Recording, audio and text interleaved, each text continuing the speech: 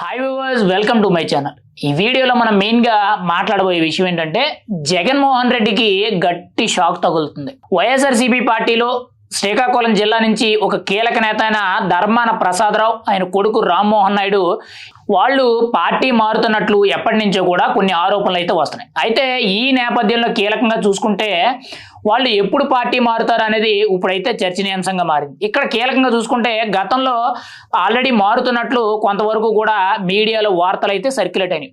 ఇక్కడ అసలు ఎందుకు ఈయన పార్టీ మారుతున్నారు అనేది మనం ముందు మాట్లాడుకుంటే, ఈయన దాదాపుగా 35 ఏళ్ల రాజకీయ చరిత్ర ఉన్న నాయకుడు, దాదాపుగా చాలా సీనియర్ లీడర్. కాంగ్రెస్ పార్టీలో వైఎస్ రాజశేఖర రెడ్డి, కిరణ్ కుమార్ రెడ్డి, రోసయ్య గారి టైంలో ఈయన మంత్రి కింద చేశారు. అప్పటికే చాలాసార్లు ఎమ్మెల్యే అయ్యారు. ఆ తర్వాత 2014లో వైఎస్ఆర్సీపీ పార్టీలోకి వచ్చారు. ఆ తర్వాత నుంచి కూడా చూసుకుంటే జగన్మోహన్ రెడ్డితోనే తన ప్రయాణం అనేది సాగింది. 2019లో ఎప్పుడైతే వైఎస్ఆర్సీపీ పార్టీ అనేది అధికారంలోకి వచ్చిందో ఈయనకి దాదాపుగా 2.5 ఏళ్ల పాటు మంత్రి పదవి అనేది ఇవ్వడం జరిగింది. అయితే ఈయనకి ఎంత మంత్రి పదవి ఇచ్చినా కూడా కొంత అసహనం అయితే ఉంది. ఇక్కడ జగన్మోహన్ రెడ్డి కీలకంగా చేసిన తప్పు ఏంటంటే, మంత్రిత్వ పదవులు అనేవి చాలా మందికి ఇచ్చారు, అందరికీ మంత్రి పదవులు ఇచ్చారు. కానీ బలమైన అధికారాలు మాత్రం ఆయన నిర్ణయాలే పని చేయాలి. ఈ మంత్రిత్వ శాఖలకు ఉన్న మంత్రులు ఎవరైతే ఉన్నారో వాళ్ళ నిర్ణయాలు ఏవి కూడా పని చేయవు, కేవలం వాళ్ళ మంత్రి మాత్రమే అనేటట్టు గత 5 ఏళ్ళు కూడా నడిచింది.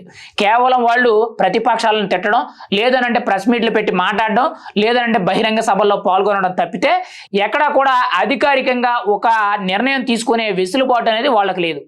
అలా గత 5 ఏళ్ళు కూడా నడిచినాయి. ఆ నేపథ్యంలోనే ఇటు ధర్మాన ప్రసాదరావు గారు ఆయన మంత్రి కింద ఉండి కూడా కొంత అసంతృప్తి అయితే ఉంది. ఆయనకే కాదు చాలా మందికి కూడా అలాగనే ఉందని మనం అయితే చెప్పుకోవచ్చు. అయితే ఇక్కడ కీలకంగా చూసుకుంటే ఈయన ఎప్పటి నుంచో కూడా పార్టీ మారుతారు అనేటట్టు కొంత సమాచారం అయితే వినిపించింది. గతంలో చూసుకుంటే ఒక నెలన్నర కిందట చూసుకుంటే ఈయన జనసేనలో చేరబోతున్నట్టు కొంత సమాచారం అయితే వచ్చింది.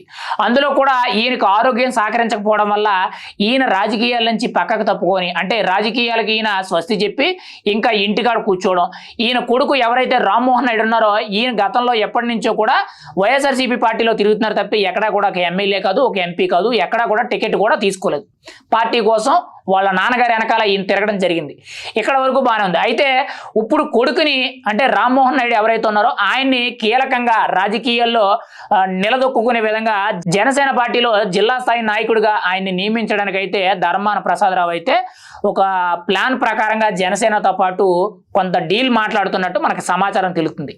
డీల్ అనంటే కీలకంగా చూసుకుంటే ఈయనకి ఖచ్చితంగా పార్టీలో ఒక పెద్దపీట కావాలి అనేటట్టు, జిల్లా స్థాయిలో ఒక పెద్దపీట కావాలి అనేటట్టు పవన్ కళ్యాణ్ గారితో చర్చలు సంప్రదింపులు జరుగుతున్నాయి. కానీ ఈ జనసేనలోకి రావడాన్ని మెయిన్గా టీడీపీ వాళ్ళందరూ కూడా కొంత వ్యతిరేకిస్తున్నారు.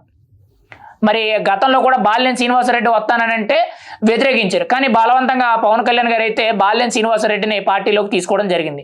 మరి ఇక్కడ శ్రీకాకుళం జిల్లా నుంచి కూడా ఖచ్చితంగా ధర్మాన ప్రసాదరావుని, ఆయన కొడుకు రామ్మోహన్ నాయుడిని కూడా తీసుకునే అవకాశం ఉంది అనేటట్టు తెలుస్తుంది. ఈ ధర్మాన ప్రసాదరావు ఎవరైతే ఉన్నారో ఆయన కానీ, ఆయన కొడుకు కానీ ఎవరైతే ఉన్నారో వీళ్ళిద్దరూ కూడా జనసేన పార్టీలో జాయిన్ అయినట్లయితే ఖచ్చితంగా పార్టీకి కొంత బెనిఫిట్ ఉంటుంది. ఎందుకు అనంటే ఇప్పటి వరకు కూడా చూసుకుంటే శ్రీకాకుళం జిల్లాలోనే కానీ, విజయనగరం జిల్లాలో కానీ, అంటే ఉమ్మడి శ్రీకాకుళం జిల్లాలో కీలకంగా చూసుకుంటే చాలా మంది నేతలు అయితే ఉన్నారు. కానీ వీళ్ళందరూ కూడా కొంత కింద స్థాయి నేతలు అని చెప్పుకోవచ్చు. కానీ ఎవరు కూడా ఒక సీనియర్ రాజకీయ నాయకులు, ఒక 30 ఏళ్ల అనుభవం ఉండి లేదా ఒక 20 ఏళ్ల అనుభవం ఉండి గతంలో మంత్రుల కింద చేసిన నాయకులు అయితే ఎవరూ లేరు. లేదు అని అంటే ఏ మున్సిపల్ చైర్మన్ల కింద ఉండి ఈసారి ఎమ్మెల్యేలు అయిన వాళ్ళు, లేదా మొదటిసారి ఎమ్మెల్యేలు అయిన వాళ్ళు ఇలా ఉన్నారు తప్పితే ఎక్కడా కూడా సీనియర్ నాయకులు అనేవాళ్ళు లేరు. దానివల్ల ఏంటంటే పార్టీకి కొంత బలం తగ్గుతుంది. ఇప్పుడు బాలినేని శ్రీనివాసరెడ్డిని కూడా ప్రత్యేకించి ఉమ్మడి ప్రకాశం జిల్లాలో ఆయన్ని తీసుకోవడానికి కారణం 30 ఏళ్ల రాజకీయ చరిత్ర ఉన్న ఆయన ఒక సీనియర్ లీడర్. ఆయన విధి విధానాల్లో ఎదరకెళ్తే పార్టీ ఇంకా పడద్ది, ఖచ్చితంగా ఇంకా రోజు రోజుకి కూడా పార్టీ పటిష్టంగా తయారవుద్ది అనేటట్టు పవన్ కళ్యాణ్ గారు అయితే కొన్ని నిర్ణయాలు తీసుకొని వాళ్ళ మీద కొన్ని అవకతవకలున్నా, కొన్ని అవినీతి ఆరోపణలు ఉన్నా కానీ అవి కొంతవరకు కూడా పక్కన పెట్టి వాళ్ళందరినీ కూడా పార్టీలోకి తీసుకోవడం జరుగుతుంది. ఎందుకనంటే తప్పని పరిస్థితి ఖచ్చితంగా తీసుకోవాల్సిన అవసరం అయితే ఉంది. మరి ఈ నేపథ్యంలో జనసేన పార్టీకి ధర్మాన ప్రసాదరావు వచ్చినట్లయితే ఆయన కొడుకుని మెయిన్గా చూసుకుంటే శ్రీకాకుళం జిల్లాకి మెయిన్గా జిల్లా అధ్యక్ష పదవి కూడా కట్టబెడుతున్నట్లు కొంత సమాచారం అయితే వినిపిస్తుంది. కానీ ప్రస్తుతాన్ని చూసుకుంటే ధర్మాన ప్రసాదరావు ఎవరైతే ఉన్నారో వైఎస్ఆర్సీపీకి పూర్తిగా రాజీనామా చేసేసి ఆయన కొడుకు ఇద్దరు కూడా రాజీనామా చేసి జనసేనలో చేరబోతున్నారు. కానీ ఈయన జనసేనలో చేరుతారు తప్పితే ఎక్కడా కూడా యాక్టివ్ యాక్టివ్ పాలిటిక్స్లో ఉండరు. ఈయనకి ఆల్రెడీ కొన్ని ఆరోగ్య సమస్యలు ఉన్నాయి కాబట్టి ఆయన కొడుకును బలోపేతం చేస్తూ ఆయన కొడుకు నడవడికని కానీ ఆయన రాజకీయ విధానం అంతా కూడా ఈయన వెనకాల నుంచి కూడా మొత్తం తీర్చిదిద్దడం జరుగుద్ది. అయితే మరి ఈ ధర్మాన ప్రసాదరావే కానీ ఆయన కొడుకు రామ్మోహన్ నాయుడు కానీ వీళ్ళిద్దరూ కూడా ఎంతవరకు కూడా జనసేనకు ఉపయోగపడతారని చూడాలి. కానీ ఏదేమైనా కానీ ఇటు వైఎస్ఆర్సీపీకి మాత్రం మళ్ళీ గట్టి షాక్ తగిలిందని మనం అయితే చెప్పుకోవాలి. ఖచ్చితంగా 100% జనసేన పార్టీలో చేరబోతున్నట్లు పూర్తి స్థాయి వార్తలు అయితే బలంగా అవుతున్నాయి. అది కూడా కొద్ది రోజుల్లోనే జరిగే అవకాశం ఉంది. ఆల్రెడీ పవన్ కళ్యాణ్ గారితో మాటలు చర్చలు సంప్రదింపులు పూర్తయ్యాయి అనేటట్టు కొంత సమాచారం అయితే వినిపిస్తుంది. మరి ప్రస్తుతానికి చూసుకుంటే ఈయన జనసేన పార్టీలో ఎప్పుడు జాయిన్ అవుతారనేది అయితే ఇంకా అఫీషియల్ గా కన్ఫర్మేషన్ రాలేదు. అది కొద్ది రోజుల్లోనే వచ్చే అవకాశం ఉంది అనేటట్టు మనకైతే సమాచారం తెలుస్తుంది.